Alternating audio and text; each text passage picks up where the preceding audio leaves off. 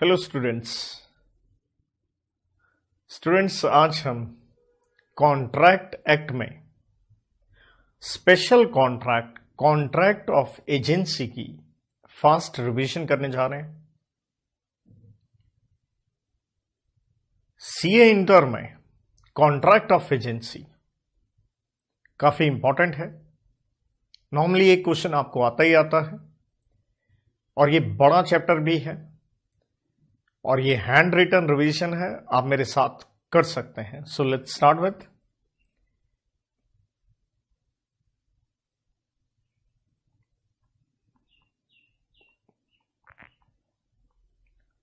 contract of agency. This special contract comes into chapter number 10, जो कि कह लीजिए कॉन्ट्रैक्ट एक्ट का आखिरी चैप्टर है, बिकॉज चैप्टर नंबर 11 ओमिट हो चुका है।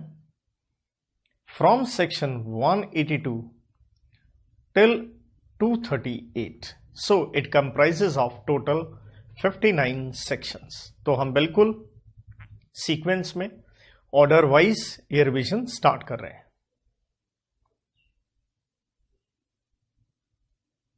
सबसे पहले सेक्शन 182 में बेटा डिफाइन किया गया है एजेंट को। देखिए एजेंसी वर्ड नहीं डिफाइन किया गया, एजेंट डिफाइन किया गया है। तो एजेंट क्या है? दो बातें हैं। टू डू करेगा, क्या? एनेक्ट फॉर अनदर, किसी के लिए कुछ काम करेगा या क्या करेगा? उसको वो रिप्रेजेंट करेगा in dealing with what? Third parties, तीसरे लोगों के साथ उसकी डीलिंग्स में रिप्रेजेंट करेगा। 183 कहता है, क्योंकि एजेंट सिंपल हम कहें कनेक्टिंग लिंक है between principal and third party है। कॉन्ट्रैक्ट वो कर रहा है प्रिंसिपल के लिए, तो कॉन्ट्रैक्ट हो किसके साथ रहा है? प्रिंसिपल के साथ। इसलिए 183 कहता है प्रिंसिपल जो है वो क्या होना चाहिए? कॉम्पिटेंट होना चाहिए। और कॉम्पिटेंसी आप बच्चों जानते होंगे, सेक्शन नंबर 11 डील करता है कॉन्ट्रैक्ट एक्ट का उम्र मेजॉरिटी की, साउंड माइंड के, तीसरा आप डिस्क्वालिफाइड बाय लॉ नहीं होने चाहिए। 184 कहता है जो एजेंट है, एजेंट के लिए मैं एजी वर्ड इस्तेमाल करूंगा, प्रिंसिपल के लिए पीआर। एजेंट जो है need not be competent. That means agent एक माइनर हो सकता है, कोई दिक्कत वाली बात नहीं है। वजह बड़ी सिंपल है, क्योंकि कॉन्ट्रैक्ट उसके लिए तो हो नहीं रहा, अपने लिए तो वो कर नहीं रहा। He is not a party to contract, he is representing someone. 185 कहता है कॉन्सिडरेशन की जरूरत नहीं है कॉन्ट्रैक्ट ऑफ एजेंसी के लिए। सो कॉन्सिडरेशन नॉट रिक्वायर्ड। कि अगर आप किसी के एजेंट बन रहे हैं, सीओए, सीओए स्टैंड्स फॉर, तो ये कुछ एब्रीविएशन में इस्तेमाल करूंगा,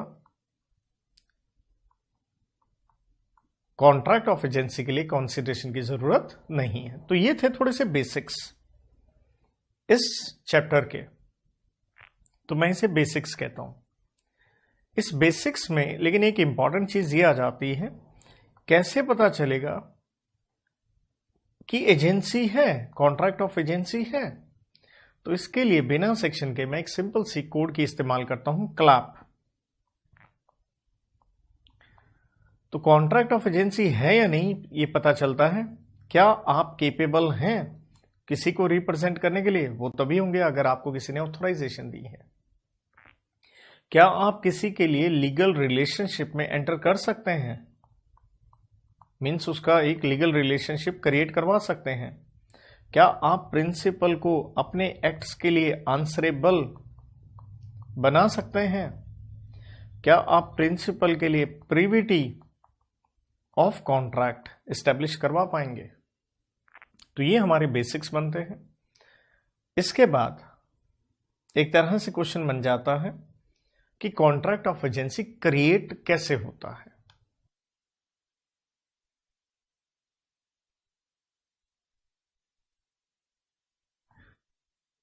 कॉन्ट्रैक्ट ऑफ एजेंसी आप क्रिएट कैसे करते हैं? तो देखिए, नेचुरल है, एज ए प्रिंसिपल आपने एजेंट को अथॉरिटी दी है, तो हम इसे कहते हैं एक्चुअल अथॉरिटी। और ये एक्चुअल अथॉरिटी क्या हो सकती है? एक्सप्रेस हो सकती है, दैट इज बाय वर्ड्स, या इंप्लॉयड हो सकती है, जिसे हम कहते हैं other than by words, by your conduct और बिहेवियर।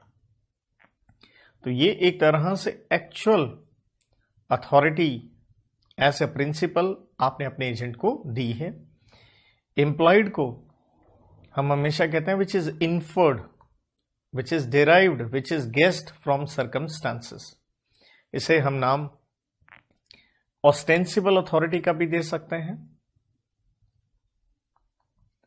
और हम इसे कहते हैं that is principle of estoppel, to stop someone from denying the fact. अगर आप किसी को अलाउ करते हैं कि वो आपको रिप्रेजेंट कर सके, या हम इसे यूं भी कहते हैं एजेंसी बाय होल्डिंग आउट। जैसे आप किसी के ये दिखा रहे हैं कि आप एजेंट हैं जबकि है नहीं, तो बाय कंडक्ट और सर्कमस्टेंसेस ये इंप्लॉयड हो गया। दरअसल इन्हीं दोनों सेक्शंस के साथ लिंक बनता है अगले दो सेक्शंस का, 188 एंड 189। इसको हम कहते हैं extent of authority. Extent of authority, authority कितनी होगी? तो 188 डील करता है कि नॉर्मल सर्कमस्टांसेस में, नॉर्मल हालातों में एक एजेंट के पास कितनी अथॉरिटी होती है, और अगर हालात इमरजेंट हो, इमरजेंसी जिसे आप नेसेसिटी कह सकते हैं, तो उसके पास कितनी अथॉरिटी होगी। तो नॉर्मल हालात में एजेंट के पास दो बातें होती हैं, वो हर वो चीज कर सकता है जो लॉफुल करनी जरूरी है, या वो हर चीज कर सकता है जो यूजुअल है। यूजुअल मीन्स ऑर्डिनरी है, किसमें? बिजनेस में। तो हर वो कार्य वो कर सकता है जो लॉफुल है, जो करना जरूरी है। जैसे यहां पे जितने मर्जी आप एग्जाम्पल्स लिख सकते हैं। तो देखिए, लेट्स से आप अपने प्रिंसिपल के लिए सामान बेचते हैं, तो लॉफुल है सामान बेचना आपके लिए? बिल्कुल है, तो कीजिए वो।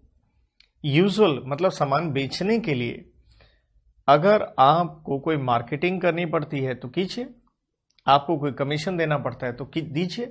तो हर वो चीज आप कर सकते हैं जो नॉर्मल है। इमरजेंसी 189 में आता है या नेसेसिटी। तो इमरजेंसी में नेचुरल है, आप अपनी अथॉरिटी क्या करने वाले हैं? एक्सीड करने वाले हैं। आपको अथॉरिटी होगी नहीं, बट आप एक्सीड करोगे, तो इसलिए कुछ कंडीशंस हैं। तो इसके अंदर कंडीशंस आती हैं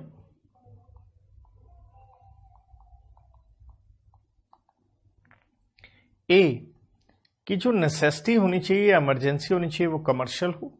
बी, आप एक्टिंग है bona fide, bona fide means good faith में कार्य कर रहे हैं। सी, आपका कोई भी पर्सनल इंटरेस्ट नहीं है। D, you are unable to communicate, आप कम्युनिकेट नहीं कर पा रहे हैं, किसके साथ? प्रिंसिपल के साथ। तो इसलिए आपको अपनी जो अथॉरिटी है वो करनी पड़ रही है एक्सीड। जैसे कि इलस्ट्रेशन लें, आप शिप के कैप्टन हो, जहाज चलाते हो मालिक का, और ये शिप को रिपेयर चाहिए। भाई रिपेयर नहीं करवाएंगे तो वो डूब जाएगा, और रिपेयर बहुत बड़ी है। क्या आप करवा सकते हैं? Yes, because it's a emergent situation. तो यहां पे ये जो 4 पॉइंट हमने पढ़े, एक तरह से 4 सेक्शन, ये एक ही पैटर्न पे जा रहे हैं। किस तरह से एजेंसी क्रिएट होगी और कितनी की अथॉरिटी होगी। तो इसे आप कह सकते हैं modes of creation of COA, contract of agency. इन्हीं मोड्स में बिना सेक्शन की एक महत्वपूर्ण जो चीज आती है उसे हम कहते हैं, और एग्जाम में बड़ी इंपॉर्टेंट है, एजेंसी बाय कोहैबिटेशन, जिसका मतलब है एक पुरुष और महिला का साथ में रहना, जिसे आप हस्बैंड वाइफ कह सकते हैं और आजकल लिव इन रिलेशनशिप भी कह सकते हैं। तो एजेंसी बाय कोहैबिटेशन होती है, जिसमें हम कहेंगे जो वाइफ है वो क्या है?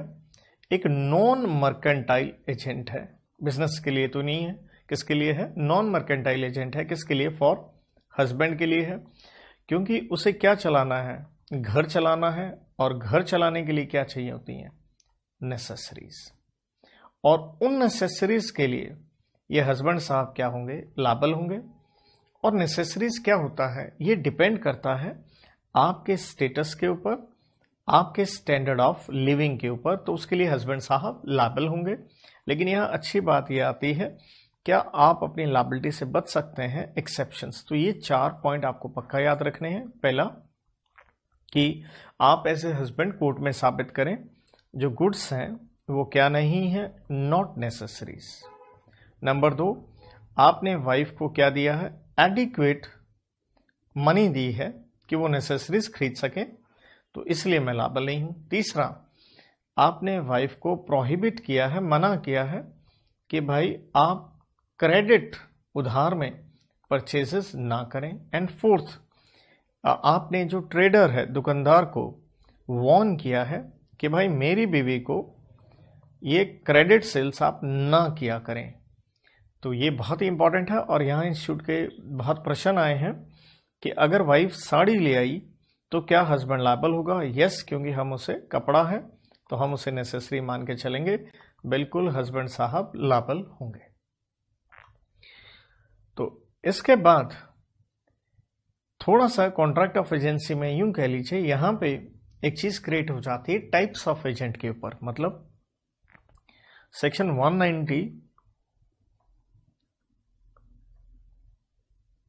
तो यहां 4 सेक्शन में दरअसल ये पॉइंट बन जाता है सब एजेंट के ऊपर। एंड 194 एंड 195 में बनता है सब्स्टिट्यूटेड एजेंट के ऊपर। तो ये है सब एजेंट, बन तो कॉन्ट्रैक्ट ऑफ एजेंसी रहा है लेकिन नाम दिया है सब एजेंट, और यहां नाम है सब्स्टिट्यूटेड एजेंट। तो सब एजेंट, देखिए सबसे पहले यहां पे हमें ध्यान रखना है 190 क्या कहता है? 190 कहता है एजेंट इज अ डेलीगेटी, क्योंकि आपने उसको अपनी पावर दी है। तो सिंपल सी बात है, एंड अ डेलीगेटी कांट डेलीगेट, तो वो फर्दर आगे आपकी चीज किसी को दे ही नहीं सकता क्योंकि वो चीज उसकी है ही नहीं। Delegates non potash डेलीगेयर। तो 191 में सब एजेंट का मीनिंग आता है कि जो सब एजेंट है इसको अपॉइंट किसने किया है? एजेंट ने किया है। तो यहां पे प्रिंसिपल की नॉलेज नहीं है, एजेंट ने आगे सब एजेंट रख लिया। तो क्या रखा जा सकता है? वैसे तो देखिए सही नहीं है, लेकिन हाँ कुछ सिचुएशंस हम कह सकते हैं कि आप रख सकते हैं। जैसे अगर मान लीजिए कॉन्ट्रैक्ट में एक्सप्रेसली लिखा है कि सब एजेंट रख लो, तो रख लो। बी, कस्टम है, परंपरा है उस बिजनेस में रखने की। सी, नेचर ऑफ कॉन्ट्रैक्ट ही ऐसा है कि रखना जरूरी है आगे सब एजेंट। डी, पर्सनल स्किल की जरूरत नहीं है एजेंट के, तो नॉट रिक्वायर्ड, तो यहां सब एजेंट हो सकता है। तो अगर एक्सेप्शंस लग जाती हैं तो 192 कहता है कि प्रिंसिपल क्या हो जाएगा? लायबल हो जाएगा, वरना वो लायबल नहीं होगा। सो यहां पे प्रिंसिपल लायबल हो जाएगा अगर सब एजेंट प्रॉपरली आपने क्या किया है? अपॉइंट किया है। और अगर प्रॉपरली अपॉइंट नहीं किया तो प्रिंसिपल लायबल नहीं होगा, क्योंकि एज सच सब एजेंट हम अलाउ नहीं करते हैं unless it falls into the category of exceptions. तो 194 सब्स्टिट्यूटेड एजेंट, नाम से पता चला एजेंट की जगह एजेंट। तो यहां पे भी क्या हुआ? ये अपॉइंटेड बाय एजेंट है, लेकिन बड़ी बात क्या है? विद नॉलेज या कंसेंट या अप्रूवल किसकी है? Of principal. तो प्रिंसिपल जानता है कि मेरा एजेंट आगे से काम करवा के देगा। तो हम ये कह सकते हैं सब एजेंट एजेंट का होता है, सब्स्टिट्यूटेड प्रिंसिपल का होता है। तो 195 कहता है यहां ड्यूटी है किसकी है? ऑफ एजेंट की है कि इन नेमिंग, जब आप सब्स्टिट्यूटेड एजेंट को नेम कर रहे हो, इन नेमिंग सब्स्टिट्यूटेड एजेंट, कि आप क्या करें? एक्सरसाइज करें ड्यू डिलिजेंस या जिसे कहते हैं care as a man of reasonable prudence would in similar circumstances. जैसे आप अपने लिए कोई एजेंट लेके आओ उतना ध्यान रखना है, वरना आप लायबल होंगे अगर कोई नेग्लिजेंस की वजह से नुकसान होता है। तो जैसे यहाँ पे हमें दो इलस्ट्रेशन का ध्यान रखना चाहिए कि प्रिंसिपल ने कहा कि भाई साहब मुझे एक शिप खरीदना है। अब शिप एजेंट को तो खरीदना आता नहीं था, उसने क्या किया, एक सर्वेयर, ये सब्स्टिट्यूट एजेंट हो गया, और वो भी एक रिप्यूट वाला उसने अपॉइंट किया। लेकिन इस सर्वेयर की तरफ से कह लीजिए उसने एक बैड चॉइस करते हुए गंदा शिप दे दिया, तो इसके लिए एजेंट लायबल नहीं होगा। प्रिंसिपल ने फिर कहा कि मुझे अपनी स्टेट प्रॉपर्टी ऑक्शन से बेचनी है, तो एज अ एजेंट आपने क्या किया, फिर से एक ऑक्शनर, एक आगे एजेंट अपॉइंट किया, वो भी कौन से वाला, रिप्यूट वाला। फिर उसने क्या किया, सामान तो बेच दिया, लेकिन ये ऑक्शनर जो है इंसॉल्वेंट हो गया और ये आपके पैसे खा गया, प्रोसीड्स मिस एप्रोप्रिएटेड। तो क्या यहाँ पे एजेंट लायबल होगा? नहीं होगा, क्योंकि उसने प्रॉपर केयर करी थी। क्योंकि मेन पॉइंट क्या है, उसने सब्स्टिट्यूटेड एजेंट दोनों सिचुएशन में सही बंदे अपॉइंट किए थे, वरना वो लायबल 195 में हो जाता। 196 से 200 तक अगर हम देखते हैं तो वो अगेन एक mode of creation of agency में आ जाता है और ये एक नया कॉन्सेप्ट बन जाता है। ये 5 सेक्शन का है और इसे हम कहते हैं that is agency bye rectification. देखिए सिंपल सी बात है, प्रिंसिपल लायबल होता है अगर एजेंट ने काम किया है विद इन अथॉरिटी और वो ऑथराइज्ड होना चाहिए, वरना प्रिंसिपल लायबल नहीं होगा। लेकिन प्रिंसिपल अपने आप को लायबल बनवा सकता है और रेटिफिकेशन का मतलब होता है सबसीक्वेंट अप्रूवल से, जिसका मतलब है एजेंट ने ऐसा कार्य किया जो प्रिंसिपल ने अथॉरिटी नहीं दी थी या दी भी थी तो उसने एक्सीड करी, क्या प्रिंसिपल लायबल होगा? नहीं, लेकिन वो बाद में पोस्ट अप्रूवल कर सकता है और अपने आप को लायबल बनवा सकता है। लेकिन उसके लिए रेटिफिकेशन के ये कुछ क्या है, रूल्स हैं, जिसे आप कहेंगे कंडीशंस। तो 196 कहता है कि भैया जो रेटिफिकेशन है उसके लिए जरूरी है, आप तभी रेटिफाई करेंगे जब एजेंट ने ये काम किया था तो प्रिंसिपल एग्जिस्टेंस में होना चाहिए। Principal to be in existence, कि जब एजेंट ने ये काम किया था क्या प्रिंसिपल एग्जिस्टेंस में था, या यूं कह लीजिए ऑन बिहाफ ऑफ प्रिंसिपल। और हम 183 में पढ़ाए थे प्रिंसिपल क्या होना चाहिए, कॉम्पिटेंट। तो यहां एक केस है केलनर वर्सेस बैक्स्टर का, जहां पे क्या हुआ, प्रमोटर्स ने, अभी कंपनी बनी नहीं थी, येट टू बी इनकॉर्पोरेटेड थी, प्रपोज थी, कॉन्ट्रैक्ट कर लिया उसके नाम पे। कंपनी बनने के बाद उसने रेटिफाई कर दिया, क्या ये वैलिड रेटिफिकेशन है? नहीं है, क्योंकि रेटिफिकेशन की कंडीशन क्या है, जब ये कॉन्ट्रैक्ट हुआ प्रिंसिपल एग्जिस्टेंस में होना चाहिए। इसके बाद जो आप रेटिफिकेशन कर रहे हैं, ये रेटिफिकेशन जो है इट मे बी एक्सप्रेस्ड और इम्प्लाइड। आर फॉर रेटिफिकेशन, ये मे बी एक्सप्रेस समझ के आपने शब्दों में कह दिया, चलो एजेंट कोई बात नहीं, और implied, implied means by conduct. तो इम्प्लाइड का जैसे मैं यहां पे थोड़ी बात करूं, इलस्ट्रेशन 2 पॉइंट देते हुए, यहां पे एजेंट ने कुछ सामान खरीद लिया जिसके लिए उसको अथॉरिटी नहीं थी, लेकिन प्रिंसिपल ने उसे बेच दिया, तो अंडरस्टूड है, उसने रेटिफाई कर दिया।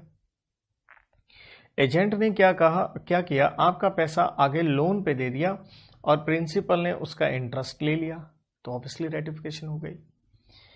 198 कहता है रेटिफिकेशन जो होगा वो तभी होगा अगर ऐसे प्रिंसिपल आपको क्या है, फुल नॉलेज है किस चीज की, ऑफ फैक्ट्स की, कि कॉन्ट्रैक्ट कब हुआ, कैसे हुआ, कहां किया गया, ये वो।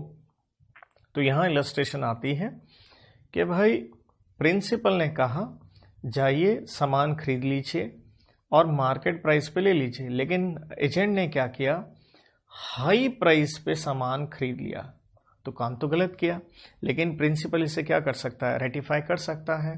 लेकिन हुआ क्या, बाद में पता चलता है ये जो गुड्स थी ये थी ही किसकी, ये गुड्स थी ही बायर की, तो वो तो बहुत बड़ी बात छुपा गया। 199 डील करता है कि आप जब रेटिफिकेशन करेंगे वो करेंगे पूरी ट्रांजैक्शन का, ये नहीं है कि थोड़ा सा सामान रख लें और बाकी कहीं मैं लायबल नहीं हूं, या तो आप रेटिफाई करें या ना करें। 200 section very nice one, ratification not to be injurious to third party, जिसका मतलब ये हुआ कि आपकी रेटिफिकेशन से किसी तीसरे आदमी को कोई नुकसान नहीं पहुंचना चाहिए। जैसे इस इलस्ट्रेशन में देखिए, प्रिंसिपल की एक प्रॉपर्टी थी और वो प्रॉपर्टी उन्होंने किराए पे टेनेंट को दे रखी थी, और यहाँ पे जो एजेंट है उसको अथॉरिटी नहीं थी और उसने बिना अथॉरिटी के इस टेनेंट को इविक्शन नोटिस दे दिया, जिसका मतलब है बाहर निकलिए।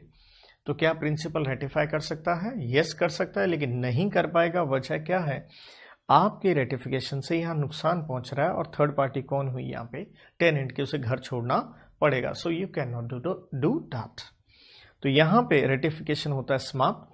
और अब हम 201 से 210 सेक्शन तक कॉन्ट्रैक्ट ऑफ एजेंसी यहाँ हम पढ़ के आए हैं कि बना है। अब हम थोड़ा रिवर्स में जाएंगे, जहां हम पढ़ेंगे कि कॉन्ट्रैक्ट ऑफ एजेंसी क्या होने वाला है, खत्म होने वाला है। तो एक यूं कह लीजिए 201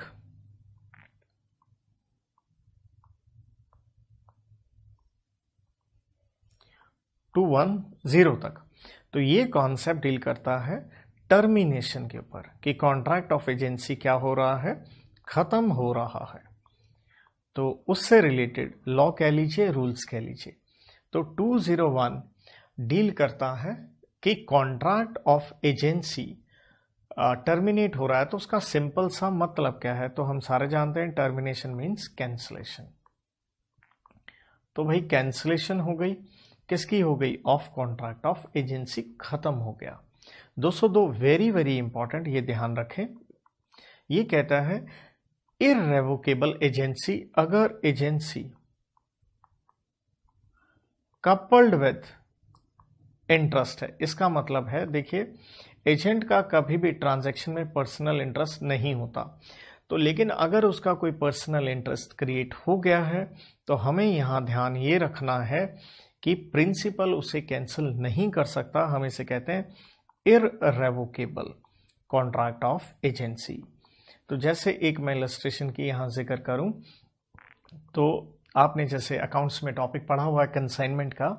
प्रिंसिपल ने कहा भाई जा सामान सेल कर दे एजेंट, क्योंकि वो कंसाइनी था, एजेंट था।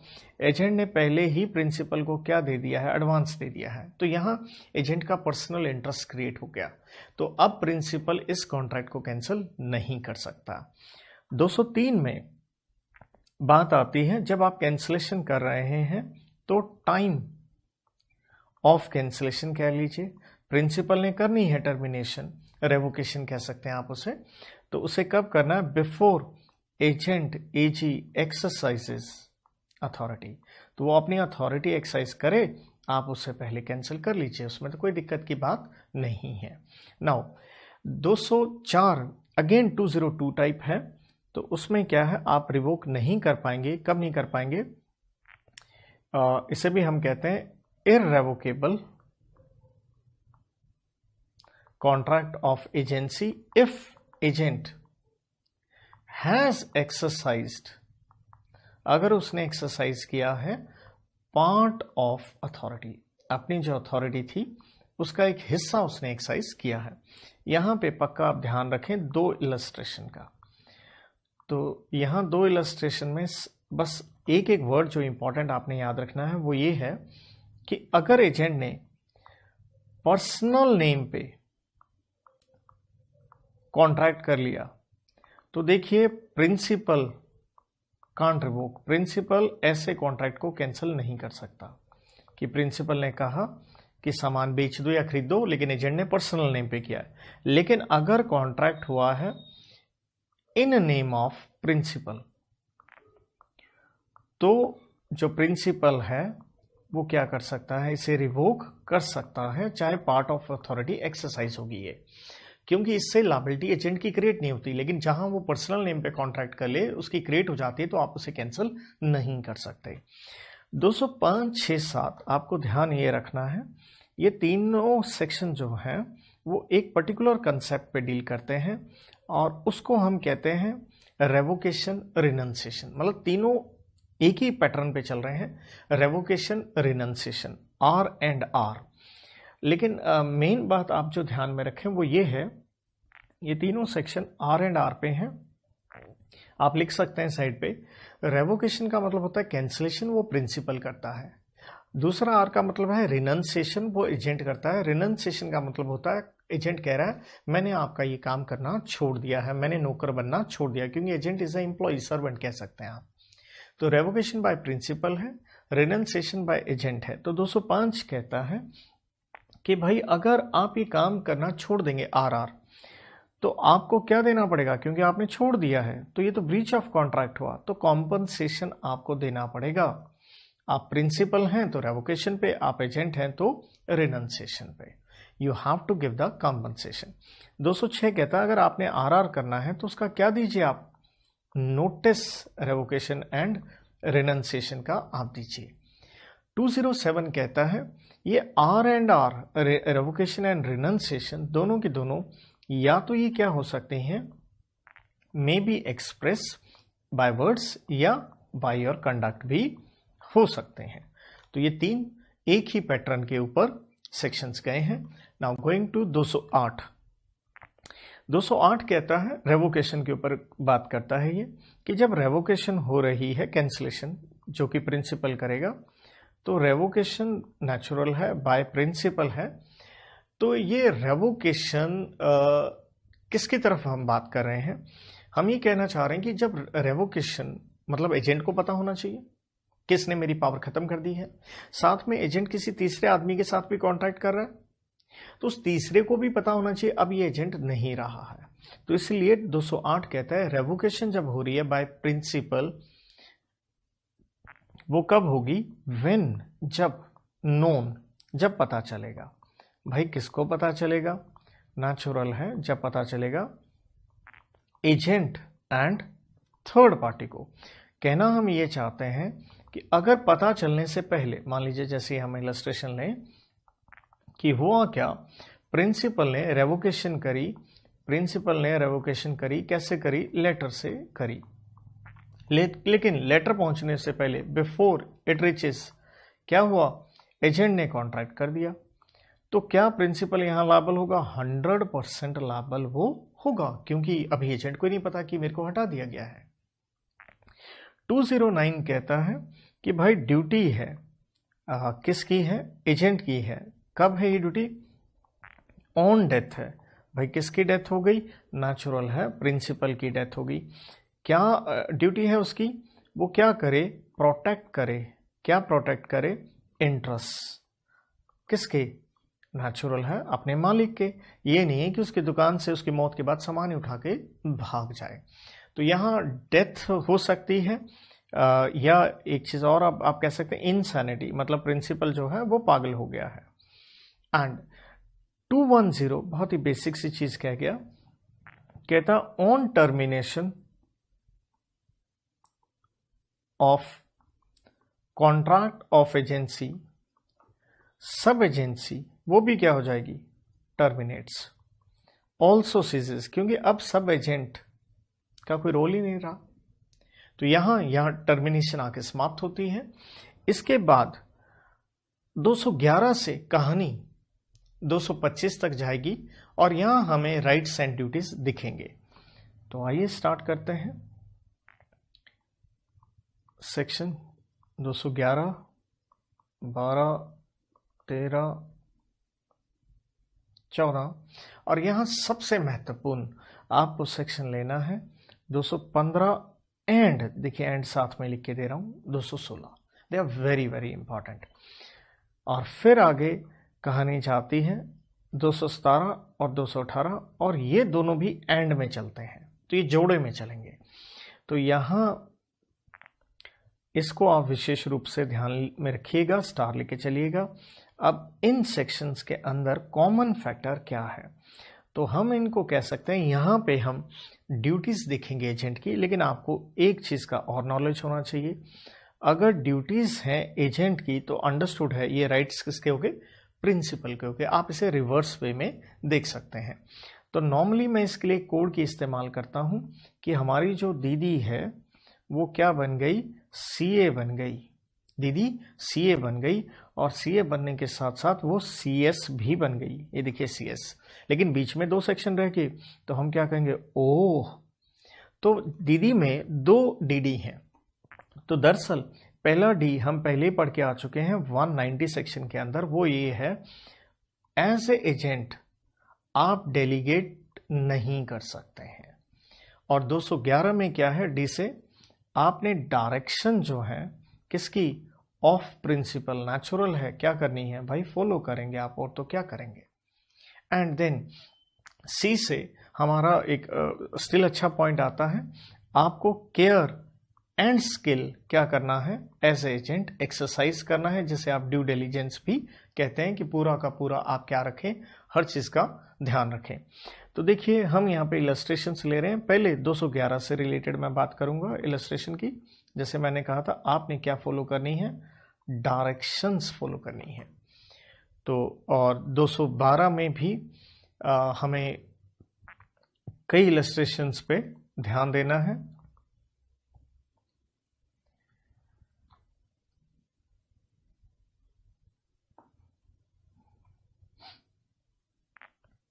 तो देखिए डायरेक्शन में तो बहुत क्लियर हो गया, जो जो प्रिंसिपल ने आपको एक्सप्रेसली कहा हुआ है, लेकिन कहना कोई जरूरी नहीं होता, वो इम्प्लाइड भी होता है, तो आप उस चीज का भी पूरा ध्यान रखें।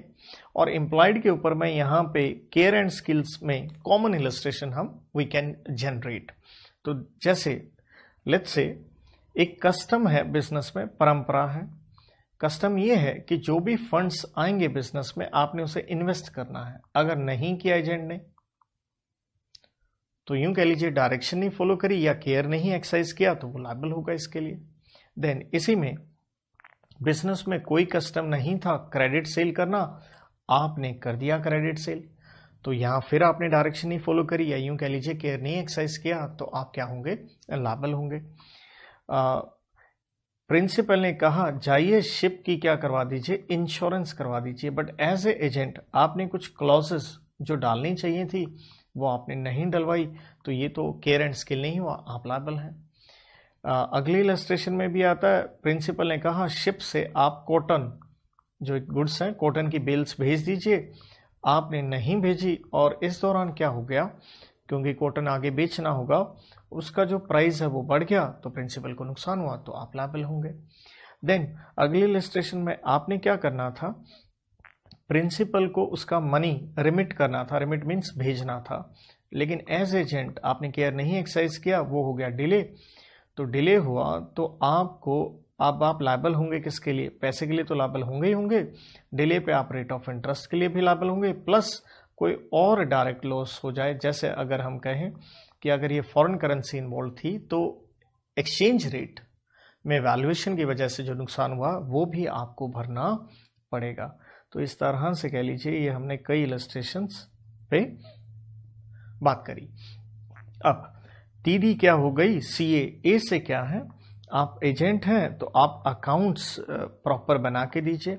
साथ में एक केस था वो ये कि आप साथ में वाउचर भी दीजिए, सपोर्टिंग जो डॉक्यूमेंट होता है। हमने केस पढ़ा था आनंद प्रकाश वर्सेस द्वारका नाथ का, कि वाउचर भी आप लगा के दीजिए। और 214 में आपने कम्युनिकेट करना है, नेचुरल है किसके साथ करना है, प्रिंसिपल के साथ करना है। नेचुरल है कब करेंगे, जब भी आपको कोई डायरेक्शन या आपको कोई डिफिकल्टी आ रही काम में, आप बात कीजिए उससे, क्योंकि जैसे वो दिशा निर्देश देंगे उसी तरह से आपको काम करना होगा। ओ से पॉइंट इसलिए महत्वपूर्ण था, एज एजेंट आपकी ड्यूटी बनती है not to deal in own account, जिसका मतलब बड़ा क्लियर है, आप अपने नाम पे तो देखिए ट्रांजैक्शन कर ही नहीं सकते, क्योंकि आप प्रिंसिपल को क्या करते हैं, रिप्रेजेंट करते हैं। लेकिन अगर आपने ऐसा कर दिया, अगर आपने डिफॉल्ट किया, तो 215 एंड 216 क्या कहता है, 215 कहता है कि भाई एज ए प्रिंसिपल आप इस चीज को क्या कर देंगे, कैंसिल कर देंगे, टर्मिनेट कर देंगे ट्रांजैक्शन को। क्यों कैंसिल कर देंगे, क्योंकि डिसएडवांटेजेस है आपके लिए, क्योंकि डिस्क्लोजर जो करने चाहिए थे एजेंट को, मटेरियल जो इंपॉर्टेंट चीज़ें उसने नहीं करी हैं, और हो सकता है कि एजेंट इसमें से पैसा खा गया हो, तो आप जो बेनिफिट भी है वो उससे ले सकते हैं। जैसे हम इलस्ट्रेशन की बात करें यहाँ पे कि प्रिंसिपल ने कहा जाइए मेरे लिए एक प्रॉपर्टी खरीदिए स्टेट, तो क्योंकि प्रॉपर्टी की वैल्यू बढ़ रही थी, तो हो सकता है एजेंट ने क्या किया, आपने फेक नाम पे खरीद ली ताकि प्रिंसिपल को ज़्यादा रेट में बेच देंगे, या उस ज़मीन में पता चला माइंस हैं, लेकिन आपने ये चीज़ नहीं बताई क्योंकि माइंस से वैल्यू बढ़ जाती है ताकि मैं उसको बेच के पैसे बीच में कमा लूँगा। तो हो सकता है आपने 20 लाख की खरीदी और प्रिंसिपल को 25 लाख में बेच दी, तो आप 5 लाख यहाँ से खा गए, तो एज ए प्रिंसिपल उनका राइट हो जाता है, वो पहली बार ट्रांजैक्शन कैंसिल कर सकते हैं और आपसे ये बेनिफिट क्लेम कर सकते हैं। ऐसे पॉइंट आता है, ये है सम्स के ऊपर, टू रेंडर मीन्स दीजिए प्रॉपर सम्स, जो पैसा बनता है, सम्स का यहाँ मतलब है मनी, जो प्रिंसिपल का पैसा बनता है वो आप दे दीजिए। दरअसल 217 अब क्या कहता है, देखिए क्योंकि 2 सेक्शन है, तो 217 कहता है कि आप पैसे दे दीजिए, लेकिन अगर आपका कोई एक्सपेंसेस है या आपकी रेमुनरेशन है उसे आप एडजस्ट कर सकते हैं, तो आप काट लीजिए वो। और 218 कहता है जो सब्जेक्ट टू डिडक्शंस, जो पैसे आपने काट लिए, सब्जेक्ट टू डिडक्शंस जो एडजस्ट आपने कर लिया है, अब वो पैसा क्या करें, नेचुरल सी बात है, आप उसे हैंड ओवर करते हैं वो पैसा प्रिंसिपल को। तो ये थी एजेंट की ड्यूटीज।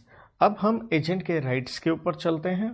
तो जो सेक्शन है, पहली बात तो ये 2 रिपीट टेलीकास्ट हो जाएंगे, क्योंकि आप देख रहे हैं उसमें एजेंट का एक राइट भी क्रिएट हुआ, एक्सपेंसेस एंड जो रेमुनरेशन है वो एडजस्ट कर सकता है। और इसके बाद 219 एंड 220 एंड लिखा है, तो समझ के आप एक पॉइंट पे बात करेंगे। और उसके बाद 221 के बाद कहानी और ज़बरदस्त बढ़ती है, 22, 23, 24, 25 तक ये एक ही पैटर्न पे चलेगी। और यहाँ पे एज आई सेड हम थोड़ा सा रिवर्स बना सकते हैं क्वेश्चन को। हम क्या कह सकते हैं, भाई ये हो गए राइट्स हो गए अब की बार, और किसके हो गए, एजेंट के हो गए, या यूं कह लीजिए ये ड्यूटीज बन गई किसकी, प्रिंसिपल की। तो राइट्स में अभी हमने क्या पढ़ा, तो ये हो गया रिटेन कि वो रख ले पैसा, रिटेन सम्स। और 19 एंड 20 कहता है ये उसका राइट ऑफ रेमुनरेशन है, कि रेमुनरेशन का वो जो राइट है, तो तनख्वाह मिलना तो आपका राइट है ही, तो मिलनी भी चाहिए। और 219 ने यहाँ खूबसूरत बात ये कही, रेमुनरेशन ड्यू कब होगी, तो उसने कहा ड्यू कब होगी, व्हेन एक्ट इज कंप्लीटेड। तो दैट मीन्स अगर आपने कार्य प्रिंसिपल के लिए पूरा कर दिया है तो आप रेमुनरेशन ले सकते हैं। हाँ, एक चीज़ हो सकती है, अनलेस कॉन्ट्रेरी अपीयर्स, इसका मतलब क्या हो गया, अगर कॉन्ट्रैक्ट में रिवर्स लिखा है तो कोई बात नहीं, आप उससे पहले भी पैसे ले सकते हैं। और कॉन्ट्रेरी में ही कहूँ तो बात ये भी निकल के आ जाती है कि चाहे इवन अभी सेल क्या नहीं हुई है, कंप्लीट नहीं हुई, इवन सेल नॉट कंप्लीटेड, मतलब पूरा सामान बेचा भी नहीं गया है, तो भी आप ले सकते हैं, वरना जैसे काम कंप्लीट होगा। 220 ने कहा आपको रेमुनरेशन जो है वो नहीं मिलेगी। क्यों नहीं मिलेगी, क्योंकि आपने किया है मिसकंडक्ट, मतलब जो काम आपको करना चाहिए था वो आपने अच्छे से नहीं किया। जैसे हम यहाँ पे एक बड़ी प्यारी सी इलस्ट्रेशन लेंगे, वो ये है कि आप एक रिकवरी एजेंट थे, तो जिसका मतलब क्लियर हो गया है कि प्रिंसिपल के लिए आपने पैसा लेके आना है। रिकवरी करेंगे आपको रेमुनरेशन मिलेगा। रिकवरी करने के बाद ये पैसा आपने इन्वेस्ट करना था, लेकिन प्रिंसिपल की तरफ से डायरेक्शन ये थी कि जब इन्वेस्ट करें तो वो ऑन गुड सिक्योरिटी होना चाहिए, मीन्स पैसा सिक्योर्ड रहे। तो आपने क्या किया, मान लीजिए आपने रिकवर किया 1 लाख रुपया, तो नेचुरल है रिकवर किया 1 लाख तो रेमुनरेशन मिलनी चाहिए। और 90,000 रुपये आपने इन्वेस्ट किया ऑन गुड सिक्योरिटी, तो यहाँ पे भी मिलनी चाहिए। लेकिन 10,000 रुपया आपने बैड सिक्योरिटी पे इन्वेस्ट कर दिया, तो यहाँ हम कहेंगे आपको रेमुनरेशन नहीं मिलेगी। और बैड सिक्योरिटी में इन्वेस्ट किया है तो उसमें लॉस भी हो गया 2,000 का, तो वो 2,000 रुपये का लॉस कौन बेयर करेगा, नेचुरल है वो एजेंट को बेयर करना पड़ेगा, क्योंकि आपने यहाँ क्या किया भाई, आपने किया मिसकंडक्ट। तो इसके बाद 221 में आता है एज एजेंट आपका राइट है लियन का। तो लियन देखिए हम गहराई में पिछले चैप्टर में बेलमेंट में हम रिवीजन कर रहे थे कि लियन मीन्स किसी की चीज़ रख लेना। और नेचुरल एज एजेंट लियन क्यों एक्सरसाइज करेगा, अगर उसको अपना खर्चा या अपनी रेमुनरेशन नहीं मिलती है तो वो प्रिंसिपल की क्या प्रॉपर्टी में क्या क्या आ जाएगा भाई, गुड्स भी आ सकते हैं, और अगर कोई कागज कुगज जो भी उसके पास हैं तो आप उसे रख सकते हैं। अब अगले 4 सेक्शन देख रहे हैं आप, तो अगले जो 4 सेक्शन है वो एक पैटर्न पे चले जाते हैं, और इसे मैं कहता हूँ इंडेमनिटी। मतलब इंडेमनिटी की हम रिवीजन ले चुके हैं, प्रोटेक्शन फ्रॉम लॉस। तो यहाँ एजेंट का राइट है कि अगर उसे कोई लॉस होता है तो उसको प्रोटेक्शन मिलनी चाहिए, क्योंकि उसने जो कार्य किया है वो प्रिंसिपल के लिए किया। जैसे 222 कहता है उसको इंडेमनिटी इसलिए मिलनी चाहिए क्योंकि उसने जो कुछ किया वो लॉफुल एक्ट किया और नेचुरल है प्रिंसिपल के लिए किया। तो जैसे मान लीजिए यहाँ जैसे इलस्ट्रेशन आती है, एजेंट ने कॉन्ट्रैक्ट किया, नेचुरल है थर्ड पार्टी के साथ एक कॉन्ट्रैक्ट किया, तो कॉन्ट्रैक्ट तो कर लिया आपने, लेकिन जो प्रिंसिपल है मान लो उसकी तरफ से बीओसी हो गया, ब्रीच ऑफ कॉन्ट्रैक्ट। तो ब्रीच हुआ है तो थर्ड पार्टी डैमेजेस तो मांगेगी, लेकिन थर्ड पार्टी ने क्या किया, एजेंट के ऊपर ही केस कर दिया। तो जो पैसे आपको भरने पड़ेंगे वो लॉफुल एक्ट के लिए आपने किया था कॉन्ट्रैक्ट, तो आपको प्रिंसिपल से इंडेमनिटी मिलनी चाहिए। 222 कहता है आपने जो भी कार्य किया है वो गुड फेथ में किया है, जो एक्ट किया है एज एजेंट आपने गुड फेथ में किया, अंडरस्टूड है प्रिंसिपल के लिए किया, तो उस दौरान कोई नुकसान हो जाता है तो वो फिर से पैसे कौन भरे, प्रिंसिपल ही भरे। जैसे यहाँ 2 इलस्ट्रेशन की हम बात करें, आपने सेल करनी थी प्रिंसिपल के लिए, लेकिन प्रिंसिपल का जो टाइटल था जिसका मतलब होता ओनरशिप, उसमें डिफेक्ट था, मतलब ट्रू ऑनर कोई और ही आदमी था, तो नेचुरल है किसी और का आप सामान बेचेंगे तो वो ट्रू ऑनर केस तो करेगा, लेकिन एजेंट को ये चीज़ नहीं पता थी तो उसने तो गुड फेथ में किया, तो जिस पे जो केस करने पे नुकसान होगा, पैसे लगेंगे, वो भरपाई प्रिंसिपल को करनी पड़ेगी। या दूसरी इलस्ट्रेशन में ये आता है, डिक्री जो होती है वो कोर्ट का ऑर्डर होता है, तो कोर्ट से डिक्री आ गई थी कि एग्जीक्यूशन ऑफ गुड्स की आप ये सामान जाके उठा लीजिए, लेकिन आपने क्या किया, ये गुड्स किसी तीसरे आदमी के उठा दिए, तो नेचुरल है वो तो आपके ऊपर केस करेगा, लेकिन आपने गुड फेथ में उठाए हैं तो प्रिंसिपल को इंडेमनिटी देनी पड़ेगी। 224 is one of the nice section, और ये कहता है भाई कोई इंडेमनिटी नहीं मिलेगी। भाई क्यों नहीं मिलेगी, क्योंकि कहता है एज ए एजेंट आपने किया है criminal act, you have done is a criminal act, no indemnity for criminal act, क्योंकि आप ये नहीं कह सकते प्रिंसिपल ने कहा था जाओ उसका मर्डर कर दो, अरे ऐसा थोड़े होता है। तो यहाँ जैसे इलस्ट्रेशन हम 2 लें, और एक बहुत ही बढ़िया, पहले में प्रिंसिपल ने कहा जाओ इसको पीट डालो, तो ये तो क्रिमिनल एक्ट हो गया, तो यहाँ एजेंट ही लायबल होगा। दूसरा, जैसे अखबार में आपने क्या किया, एक लीबल पब्लिश करवा दिया, इसका मतलब होता है न्यूज़पेपर में लीबल मीन्स किसी के बारे में मैलिशियस पब्लिकेशन, गलत किसी के बारे में आपने शब्द लिखवा दिए, तो न्यूज़पेपर वाला एजेंट है, तो ये क्रिमिनल एक्ट है, तो इसके लिए आप ही लायबल होंगे। 225 कहता है कि यहाँ फिर से लायबिलिटी है प्रिंसिपल की है, और प्रिंसिपल की लायबिलिटी किस कार्य के लिए है, ये होती है इस वजह से इंजुरी हो गई है, नुकसान हो गया है टू एजेंट, किस वजह से, फॉर नेग्लिजेंस, दरअसल नेग्लिजेंस हुआ है ऑफ प्रिंसिपल, प्रिंसिपल की तरफ से कुछ गलती हुई है।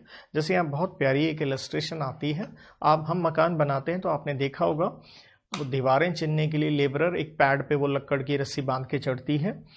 तो यहाँ प्रिंसिपल की जिम्मेवारी थी कि उसको जो स्कैफोल्डिंग कहते हैं हम इस इंग्लिश में, कि वो जो स्कैफोल्डिंग है क्योंकि उसे अच्छे से आपको तैयार करना था, लेकिन आपने इसको नेग्लिजेंटली रखा और ये गिर गई तो स्वाभाविक है यहाँ लेबर को नुकसान हुआ, चोट लगी, तो आपको वो पैसे भरने पड़ेंगे।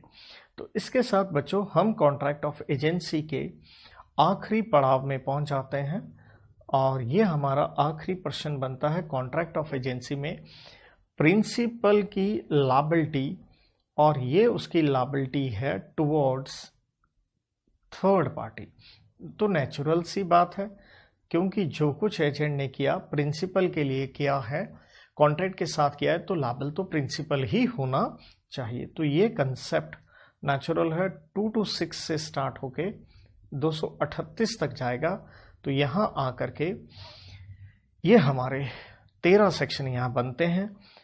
तो let's start with this one.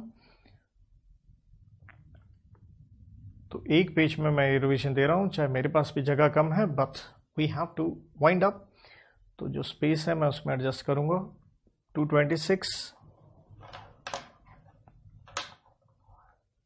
27, 28 यहाँ ध्यान रखिएगा, ये दो अच्छे हैं, हम इकट्ठा ले लेंगे। 227, 228 दोनों एक ही पैटर्न पे डील करते हैं। 229, 230 भी एक अच्छा है, तो ये जहन में रहेगा आपके, विल बी गुड।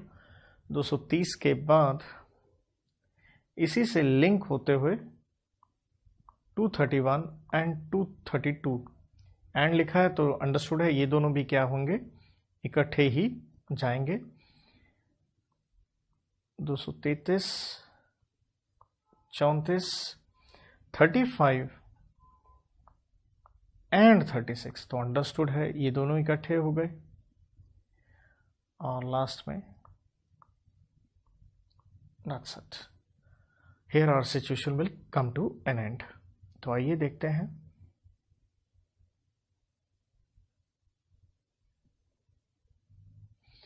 टू 226 क्या कहता है? 226 बड़ी सिंपल सी बात करता है। वो ये है कि प्रिंसिपल नेचुरल है, लायबल होना चाहिए जो भी एजेंट ने काम किया है विद इन हिज अथॉरिटी। तो इसलिए 226 जितना शॉर्ट में हो जाए, एजेंट ने काम किया विद इन अथॉरिटी। जैसे हम इस एग्जाम्पल की बात करें, इलस्ट्रेशन की बात करें, तो होता क्या है, प्रिंसिपल ने कहा जाओ पैसे ले आओ, रिकवरी। तो रिकवरी अगर आपने कर ली है एज एजेंट थर्ड पार्टी से, तो थर्ड पार्टी की जो लायबिलिटी है टुवर्ड्स प्रिंसिपल क्या हो जानी चाहिए, खत्म। मान लो कल एजेंट वो पैसा मिस अप्रोप्रिएट भी कर ले, तो क्या प्रिंसिपल थर्ड पार्टी से पैसे मांग सकता, भैया निकालो तुम्हारे पैसे पहुंचे नहीं? तो कहेगा भाई एजेंट को दे तो दिए हैं। तो इसलिए प्रिंसिपल लायबल हो गया टुवर्ड्स थर्ड पार्टी की पैसे आ गए हैं। 227, 228 में कॉमन फैक्टर ये है, जो एजेंट है उसने अपनी अथॉरिटी क्या करी है भाई, एक्सीड करी है। तो अब क्या प्रिंसिपल लायबल होगा? तो दो सेक्शन है, तो इसलिए 227 कहता है जो भी उसने एक्सीड करी है, क्या ये अथॉरिटी सेपरेबल है या नहीं। पहले तो ये देखो, अगर सेपरेबल है तो बात बहुत ही सिंपल है, प्रिंसिपल सिर्फ जितनी अथॉरिटी दी थी उसके लिए लायबल हो जाएगा। जैसे हम ये इलस्ट्रेशन देखते हैं, प्रिंसिपल ने कहा इंश्योरेंस करवा दो, तो उसने 2 इंश्योरेंस करवा दी, शिप के साथ साथ कार्गो की भी करवा दी, सामान की भी। प्रिंसिपल ने सिर्फ शिप की कहा था, तो प्रिंसिपल उसके लिए लायबल होगा। अगर सेपरेबल नहीं है, जैसे ये इलस्ट्रेशन आती है, प्रिंसिपल ने कहा जाओ भेड़ खरीद लाओ, लेकिन वो भेड़ के साथ साथ लैम्प्स भी ले आया, उसके बच्चे भी ले आया, 6,000 रुपये में खरीद लाया, 500 शीप थी, 200 लैम्प ले आया। ये सेपरेबल नहीं है क्योंकि एक ट्रांजैक्शन आपने इकट्ठी कर दी। तो यहाँ पे नेचुरल है, प्रिंसिपल क्या नहीं होगा, लायबल नहीं होगा। 229 कहता है नॉलेज जो है ऑफ प्रिंसिपल, तो उसे नॉलेज ऑफ एजेंट क्या होनी चाहिए, इज नॉलेज ऑफ प्रिंसिपल। तो हमें उसे मानना चाहिए कि एजेंट को पता है, मींस अगर नोटिस दिया है हमने एजेंट को, तो अंडरस्टूड है प्रिंसिपल को पता है। तो चाहे वो बताए या ना बताए, इसके लिए प्रिंसिपल लायबल होगा टुवर्ड्स थर्ड पार्टी। लेकिन एक चीज ध्यान हमें यहाँ ये रखनी है, अगर नॉलेज ऑफ एजेंट है बिफोर बिकम्स एजेंट, एजेंट बनने से पहले, तो उसे हम प्रिंसिपल की नॉलेज नहीं मान सकते, तो उसे हम प्रिंसिपल की नॉलेज नहीं मानेंगे, ये ध्यान रखें। 230 डील करता है, इसलिए अच्छा था। यह है पर्सनल लायबिलिटी। भाई किसकी?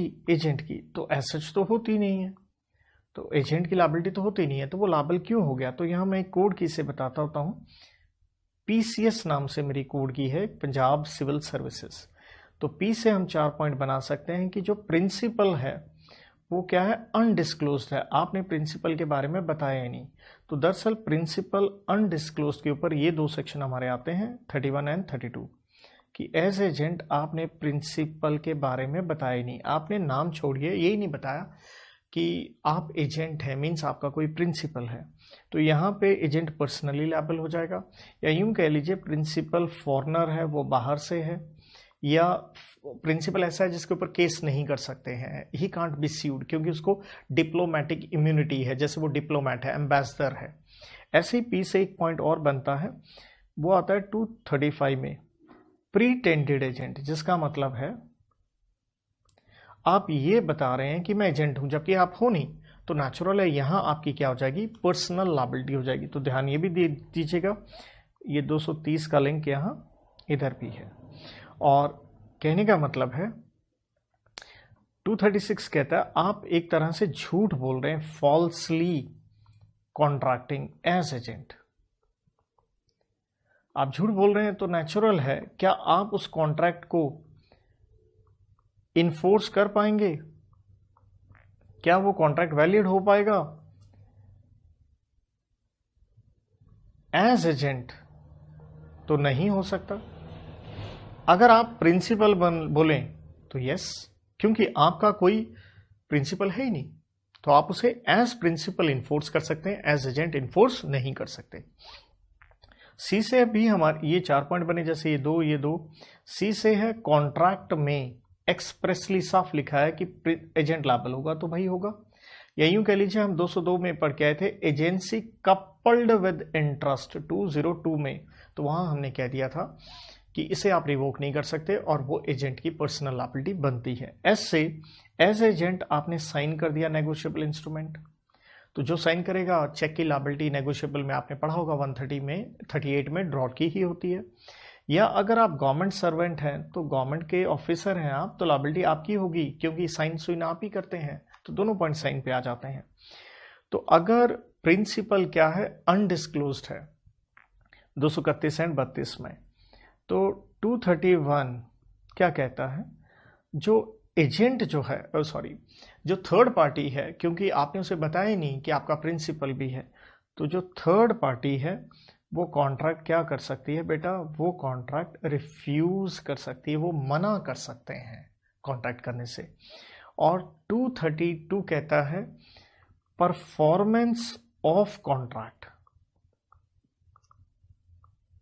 क्योंकि आपने प्रिंसिपल नहीं बताया, अनडिस्क्लोज किया है, तो क्या कॉन्ट्रैक्ट की परफॉर्मेंस होगी? तो performance of contract with agent होगी, और हम उसे क्या मान के चलेंगे? सुपोज टू बी प्रिंसिपल, क्योंकि आपने बताया नहीं। With agent supposed to be principal, तो यहां नेचुरल है थर्ड पार्टी को एडवांटेज मिलना चाहिए। जैसे एक इलस्ट्रेशन थी कि जहां थर्ड पार्टी ने आपसे 500 रुपए लेने थे एजेंट से, लेकिन उसने नहीं बताया वो कॉन्ट्रैक्ट कर रहा है प्रिंसिपल के लिए, और उसने प्रिंसिपल का 1000 रुपए का सामान बेच दिया, तो अंडरस्टूड है यहां जो थर्ड पार्टी है वो अपने 500 रुपए क्या करवा सकता है? सेट ऑफ एडजस्ट, क्योंकि वो तो आपको क्या प्रिज्यूम करके चल रहा है? प्रिंसिपल ही प्रिज्यूम करके चल रहा है। 233 कहता है जो थर्ड पार्टी है हम उसको राइट दे रहे हैं, क्योंकि ये भी एक तरह से ये हम पर्सनल लायबिलिटी की बात कर रहे हैं। पर्सनल लायबिलिटी एजेंट की होती तो नहीं है, बट इन सिचुएशन में हो रही है, तो थर्ड पार्टी में स्यू, वो केस कर सकती है चाहे प्रिंसिपल पे या एजेंट पे। लेकिन ये 233 का लिंक कहां से है ये पता हमें होना चाहिए। तो 233 भी बच्चों 230 से उसका लिंक क्रिएट होता है कि अगर पर्सनल लायबिलिटी एजेंट की बनती है, और क्यों बन रही है वो अनडिस्क्लोज्ड, ये सारे पॉइंट ऐसे हो गए, तो उसको हमने राइट दे दिया, आप जिसके मर्जी ऊपर केस कर सकते हैं। 234, यहां जो थर्ड पार्टी ने थोड़ा गलत कार्य किया है, उसने इंड्यूस किया है। इंड्यूस का मतलब ही है नेगेटिव वे में, तो आपको इंड्यूस किया है, किसने किया है? थर्ड पार्टी ने किया है। किसको इंड्यूस किया है? या तो उसने इंड्यूस किया एजेंट को, या उसने इंड्यूस किया प्रिंसिपल को। एजेंट को क्या कहा भाई? प्रिंसिपल। प्रिंसिपल को क्या कहा भाई? एजेंट। क्या होंगे? एक्स जगह मेरे पास कम है, तो I am just trying to manage कि ये एक्सक्लूसिवली लायबल होंगे, कि आप कॉन्ट्रैक्ट कर लो यही लायबल होंगे, तुम टेंशन मत लो। तो नेचुरल है, इस तरह की चीज आप करते हैं, इंड्यूस करते हैं, गलत काम करते हैं, तो ये तो नलिटी होगा। Nullity means as good as nothing. Now we are to the last 2 sections बेटा। तो 237 में यहां क्या है? 237 में वो जैसे इंड्यूस था 234 वाला, यहां फिर से इंड्यूस वाली बात है। Principal liable on inducing belief, कि आप एक बिलीफ क्रिएट करवा रहे हो डैट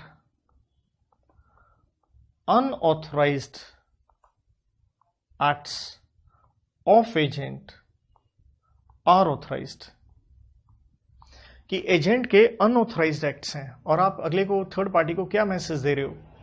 कि वो ऑथराइज्ड हैं। जैसे यहां एक इलस्ट्रेशन लें,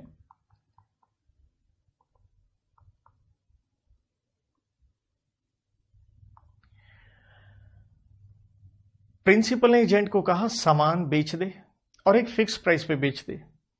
तो सेल करनी थी, एक फिक्स प्राइस पे करनी थी, लेकिन एजेंट ने क्या किया? लोअर प्राइस पे सामान बेच दिया, तो वो तो ऑथराइज नहीं था। लेकिन यहां पे थर्ड पार्टी क्या है बेटा, उसको नहीं पता, तो यहां थर्ड पार्टी को एडवांटेज मिलना चाहिए। यहां प्रिंसिपल क्या रहेगा? इस कॉन्ट्रैक्ट के लिए लायबल ही रहेगा। And with this we are to our last section 238। तो बेटा 238 कहता है फ्रॉड या मिस रिप्रेजेंटेशन, दोनों में आप जानते हैं झूठ बोला जाता है। फ्रॉड में मंशा है धोखा देने की, और मिस रिप्रेजेंटेशन में धोखा नहीं देने की, लेकिन झूठ तो झूठ है। तो अगर ये बोला गया, यहां 2 बातें हैं। आपने ये बोला है विद इन अथॉरिटी, और प्रिंसिपल ने आपको ऑथराइज नहीं किया था। तो अगर आपने विद इन अथॉरिटी ये झूठ बोला है एज एजेंट, तो यहां प्रिंसिपल क्या होगा? नेचुरल लायबल होगा। और अगर आपको अथॉरिटी नहीं है, तो हम क्या कहेंगे? प्रिंसिपल तो लायबल नहीं होगा। अंडरस्टूड है कौन लायबल हो जाएगा? यहां हो जाएगी obviously personal liability of agent. तो बच्चों, मोटा मोटा जितना इन सेक्शन में था, इवन डिटेल जो भी इलस्ट्रेशन भी एक्ट में दी गई हैं जितनी, I have tried to cover. Obviously fast revision है, कम समय में करनी थी, 1 पेज में लिख के करनी थी, तो मैंने प्रॉपरली रजिस्टर के 1 पेज में आपको रिविजन दी। होप सो आपको इससे अच्छी यूटिलिटी मिले। So on this note I wind up. Good luck, God bless.